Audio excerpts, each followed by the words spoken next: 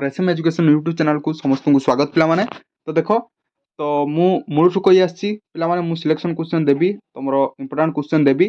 तो एग्जाम रो 2 दिन पूर्व देवी पे 2 दिन पूर्व तुम जब पढ़ी जाऊच जी क्वेश्चन दूसरी तो 100% भल मार्क रखिए। तुम जब से 2 दिन पूर्व से भिडियो देखिए पढ़ी जाऊच तो पे भूगोल एग्जाम अच्छी आउ 2 दिन पर तो मुझे 2 दिन पूर्व पे भिडियो देली। तो यहाँ तुम जब देखुच भल भाव प्राक्ट कर देखिब तुम एग्जाम रे यही क्वेश्चन टी एग्जाम रे आसो बुझल कि। तो पे आसी कमेंट कर। तो फास्ट टाइम जो देखुच मुझे तो कहबी आम चैनल जो नुआ आम चैनल लाइक कर सब्सक्राइब कर दियो गोटे लाइक कमेंट कर दो। पे मन रखता नोट कर नहीं था ये क्वेश्चन टी तुम भल को नोट कर नहीं था ये क्वेश्चन टी तुम प्राक्ट कर जाओ।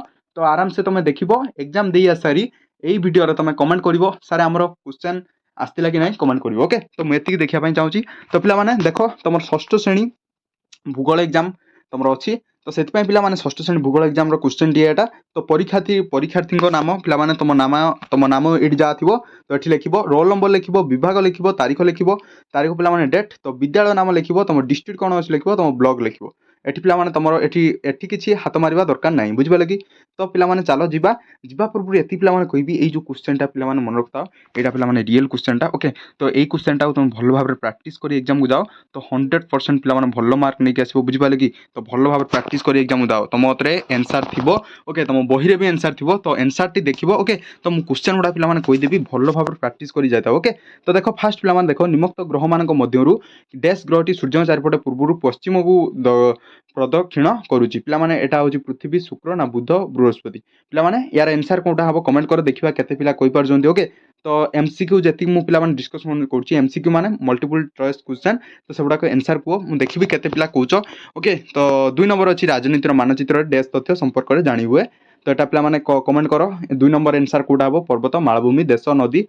तो 3 नंबर अंडमान निकोबर द्वीपपुंज डैश अवस्थित पे अंडमान निकोबर द्वीपपुंज डैश अवस्थित अच्छी बंगोपसागर अरब सागर लोहित सागर भारत महासागर।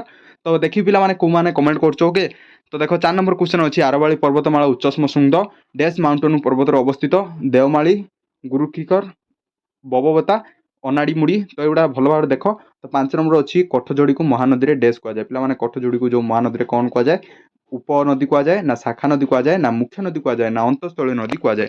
यहाँ पे 5टा 1 मार्किया क्वेश्चन बुझल कि जोटा मल्टीपल टाइप क्वेश्चन। तो 4टी संभव विकल्प मध्य ठीक उत्तर टी बाछिक लिख। ओके तो प्रश्न 6 ରୁ 10 पर्यंत अच्छी एटा पे देख पृथ्वीर अपसन अवस्था के मासर होता है पृथ्वी जो अपसन अवस्थान तो क्यों मासर होता है जनवरी मास ना जुलाई मास ना अगस्ट मास ना डिसेम्बर मास। तो जोटा आंसर हम यही जगह लिखार अच्छी बुझिपारे कि। तो पे नेक्स्ट जो देखा 7 नंबर क्वेश्चन देख निम्नोक्त देश गुड़िक मध्य केउटा उत्तर अमेरिकार देश अटे। तो उत्तर अमेरिकार देश कौटा अटे ब्राजिल अर्जेंटीना कानाडा चिल। तो यहाँ पे आंसरटा कौटा हम यहाँ हूँ ये कमेंट कर। तो देखा जब 8 नंबर क्वेश्चन केउ जंगलटी एशिया सिंहर बासस्थली अटे। तो केउ जंगलटी सुंदरबन गिर खिसी हिल्स ना जिम कॉर्बेट। तो या पे या राइट आंसर कौटा यहाँ कमेंट कर। ओके तो पे एगुड़ा सबकि बही थी पे तो युवा भल भाव प्राक्ट कर जाओ एग्जाम ये तो कहबी। 9 नंबर क्वेश्चन देखा पृथ्वी तार अक्षदंड चारि प्रति 15 डिग्री पथ घूरने को केते समय नहीं थाए।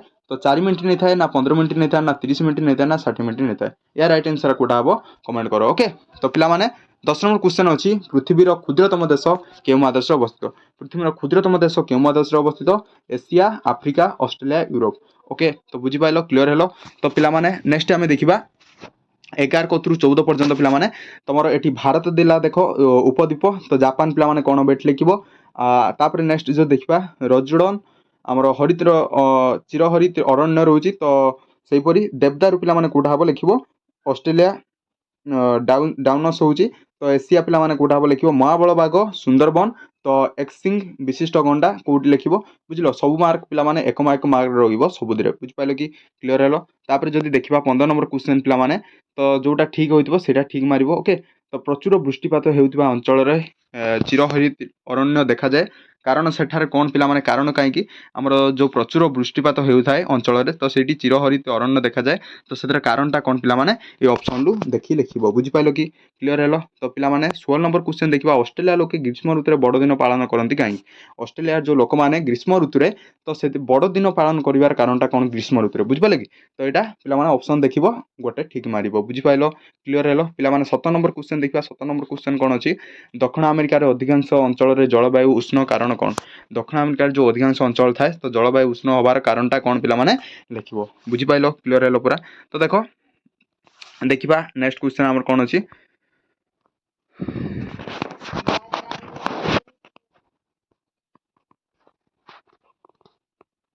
ଓକେ, ତ ପିଲାମାନେ ଏଥିରେ ଆମର ଗୋଟେ ଦେଇଦେଲା। ତ ତାପରେ ଓଡ଼ିଶାର ଉତ୍ତରରେ କେଉଁ ରାଜ୍ୟ ଅଛି? ତ ଏଠି ପିଲାମାନେ ଦେଖିବ ଲେଖିବ। ବୁଝିପାରିଲ?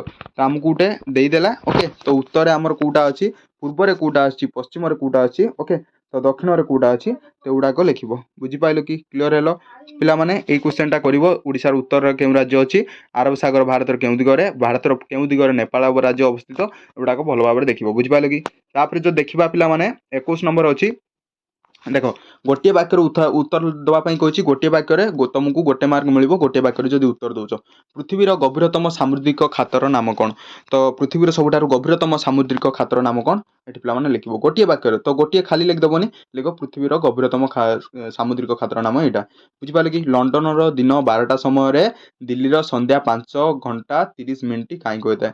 ଓକେ, ତ ଲଣ୍ଡନର ଯେତେବେଳେ ଦିନ 12ଟା ହୋଇଥାଏ ତ ଦିଲ୍ଲୀର ସେଇ ଟାଇମ୍ରେ 5:30 ହେବାର କାରଣଟା କ'ଣ? ଓକେ, ତ ଏଟା ପିଲାମାନେ କରିବ। ତାପରେ ଭୌଗୋଳିକ କାରଣ ଦର୍ଶାଅ। ପିଲାମାନେ ତୁମମାନଙ୍କର ରହିଲା 23ରୁ 25 କ୍ୱେଶ୍ଚନ୍ ପର୍ଯ୍ୟନ୍ତ ଭୌଗୋଳିକ କାରଣ ଦର୍ଶାଅ।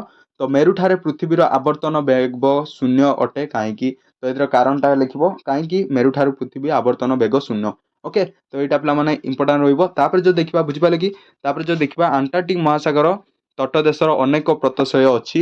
ଏହାର ଭୌଗୋଳିକ କାରଣଟା କ'ଣ? ପିଲାମାନେ ଆଣ୍ଟାର୍କଟିକ ମହାସାଗରରେ ତଟ ଦେଶରେ ଅନେକ ପ୍ରତ୍ୟୟ ଥିବ ଯେଉଁଟା ଅଛି, ସେଥିରେ ଭୌଗୋଳିକ କାରଣଟା କ'ଣ? ବୁଝିପାରିଲେ କି ପିଲାମାନେ? କ୍ଲିୟର ହେଲ? ତ 24 ନମ୍ବର କ୍ୱେଶ୍ଚନଟା ଏଇଟା ଥିଲା ପିଲାମାନେ। ତାପରେ ଯେଉଁ ଦେଖିବା ନେକ୍ସଟ କ୍ୱେଶ୍ଚନ୍ ଦେଖିବା। ଦେଖ ଉତ୍ତର ପୂର୍ବ ଭାଗରେ ଗ୍ରୀଷ୍ମ ଋତୁ ଅଧିକ ଗରମ ହୋଇଥାଏ କାହିଁକି? ତ ୟୁରୋପର ଯେଉଁ ପୂର୍ବ ଭାଗରେ ଅଛି ତ ସେଇ ଟାଇମ୍ରେ ସେଇ ଯେଉଁ ପୂର୍ବ ଭାଗରେ ଗ୍ରୀଷ୍ମ ଋତୁରେ ଅଧିକ ଗରମ ହୋଇଥାଏ କାହିଁକି ପିଲାମାନେ? ତ ଏଇଟା ପିଲାମାନେ ଇମ୍ପୋର୍ଟାଣ୍ଟ କ୍ୱେଶ୍ଚନ୍ ରହିବ। ତ ଏଗୁଡ଼ା ଭଲ ଭାବରେ ଦେଖିକି ଯାଇଥିବ। ଓକେ, ତ ଏଇ କ୍ୱେଶ୍ଚନଟା ଆରାମସେ ତ ଆସିବ ଏକ୍ଜାମ୍ରେ ଆସିବ ପିଲାମାନେ। ମୁଁ କହୁଛି ବାରମ୍ବାର ଏଇ କ୍ୱେଶ୍ଚନ୍ ଗୁଡ଼ା ଆସୁଛି। ଓକେ, ତ ବୁଝିପାରିଲ କି? ଦେଖିବା ପିଲାମାନେ ତାପରେ ଡିଫରେନ୍ସ ବିଟୁଇନ୍ ପଳେଇଲା। ତୁମ ଡିଫରେନ୍ସ ବିଟୁଇନ୍ ମାନେ କ'ଣ? ଡିଫରେନ୍ସ ବିଟୁଇନ୍ ମାନେ ପାର୍ଥକ୍ୟ ଦର୍ଶାଅ। ଓକେ, ତ ପାର୍ଥକ୍ୟ ଦର୍ଶାଅ ପିଲାମାନେ କ୍ୱେଶ୍ଚନ୍ ପଳେଇଲା ତୁମର।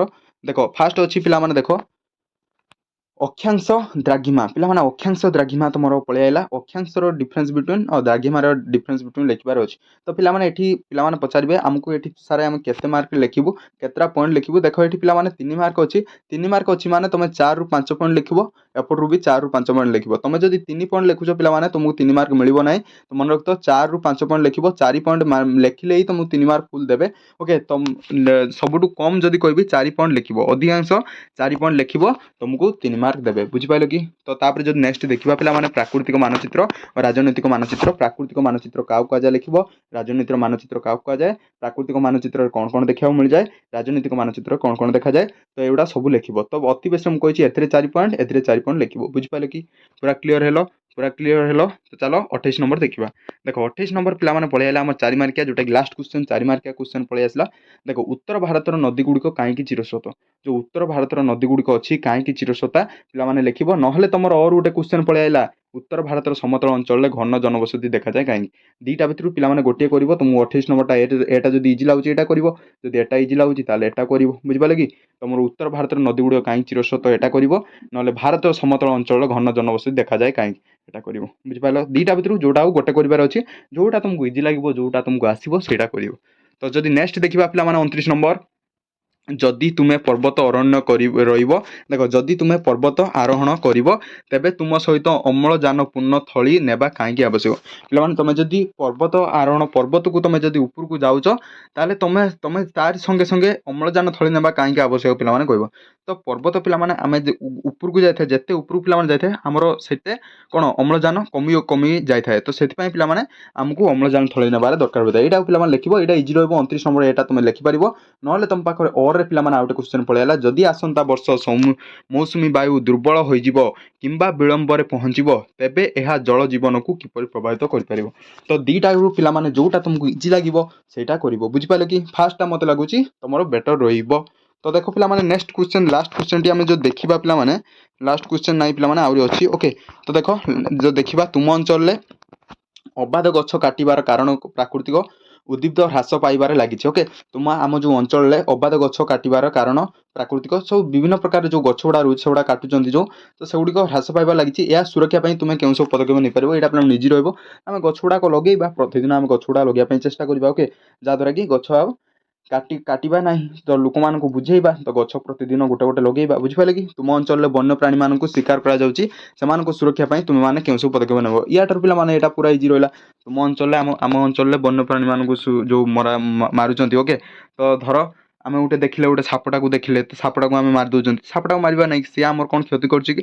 ତା ବାଟରେ ସିଏ ଭାଇ ଯିବ, ଆମର କ'ଣ ଦରକାର? ଆମେ ତା ସହ ଲାଗିବା। ବୁଝିପାରିଲେ କି? ଫାଷ୍ଟ ମୁଣ୍ଡକୁ ନିଅ ପିଲାମାନେ, ଆମେ ଯେଉଁ ମାରୁଛନ୍ତି, ଓକେ, ତ ବିଲେଇକୁ ଦେଖିଲା ବେଳକୁ ମାରୁଛନ୍ତି, ଓକେ, ତ ଟେକା ଫେକା ଛାଟୁଛନ୍ତି, ତ କୁକୁରକୁ ଦେଖିଲା ବେଳକୁ ସେଗୁଡ଼ା ସବୁ ମାରିବା ନାହିଁ। ବୁଝିପାରିଲ? ତ ସେମାନଙ୍କ ବାଟରେ ସେମାନେ ରହିଲେ, ଆମେ ତ ଆମର ଯଦି କିଛି କ୍ଷତି କରନ୍ତେ ଆମେ ତାଙ୍କ ଉପରେ କିଛି ଆକ୍ସନ୍ ନିଅନ୍ତେ। ତ ସେମାନଙ୍କ ବାଟରେ ସେମାନେ ରହିଲେ, ତ ଆମେ ତାଙ୍କୁ କାହିଁ ହାତ ଦେବା? ବୁଝିପାରିଲେ କି?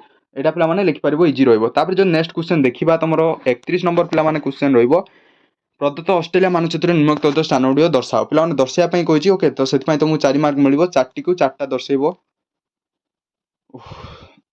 II ତ 4ଟାକୁ 4ଟା ଦର୍ଶାଇବ। ପଶ୍ଚିମସ୍ଥ ମାଳଭୂମି ପିଲାମାନେ ୟା ଭିତରେ କୋଉଟା? ପଶ୍ଚିମସ୍ଥ ମାଳଭୂମି ଏଟା ଦର୍ଶାଇବ। ତାପରେ ପୂର୍ବସ୍ଥ ମାଳଭୂମି କୋଉଟା ଦର୍ଶାଇବ? ସ୍ୱାନ୍ ନଦୀ କୋଉଟା? ସ୍ୱାନ୍ ନଦୀଟା କୋଉଟା ପିଲାମାନେ ଦର୍ଶାଇବ? ତ ବୃହତ ମାଳଭୂମି କୋଉଟା? ପିଲାମାନେ ଏଇ 4ଟା ଦର୍ଶାଇବ ଯଦି ତୁମକୁ 4 ମାର୍କ ମିଳିବ। ବୁଝିପାରିଲେ କି? ତ ପିଲାମାନେ ଦେଖ, ଏଇଟା ଆମର ଥିଲା ପିଲାମାନେ ଆମର ରିଏଲ୍ କ୍ୱେଶ୍ଚନ୍ ଭୂଗୋଳର। ଓକେ, ତ ଭୂଗୋଳର ପିଲାମାନେ ତୁମେ ଆରାମସେ ତୁମେ ଏଇ କ୍ୱେଶ୍ଚନ୍ ଏତିକି କ୍ୱେଶ୍ଚନ୍ ପ୍ରାକ୍ଟିସ୍ କରି ଯାଇଥାଅ। 50ରୁ ଗୋଟେ ମାର୍କ କେହି କମେଇ ପାରିବେ ନାହିଁ। ଓକେ, ତ ପୂର୍ଣ୍ଣ ସଂଖ୍ୟା 50, ତ ଫୁଲ୍ ମାର୍କ ତୁମର ରହିବ ତୁମେ ଯଦି ଏଇ କ୍ୱେଶ୍ଚନ୍ଟା ଭଲ ଭାବେ ପ୍ରାକ୍ଟିସ୍ କରି ଯାଉଛ। ବୁଝିପାରିଲ? ପିଲାମାନେ ଏଇତିକି କହିବେ। ଆମ ଚ୍ୟାନେଲ୍ ଯେଉଁ ନୂଆ ଆସୁଛ, ଆମ ଚ୍ୟାନେଲ୍ ଲାଇକ୍ କରି ସବସ୍କ୍ରାଇବ୍ କରିଦିଅ। ପିଲାମାନେ ଟାର୍ଗେଟ୍ ରଖିବି 2K ପିଲାମାନେ, ତ 2K ଭିଉ ହେବା ସହିତ 2K ସବସ୍କ୍ରାଇବ୍ କରି କମ୍ପ୍ଲିଟ୍ କରିବା ନିହାତି ଦରକାର।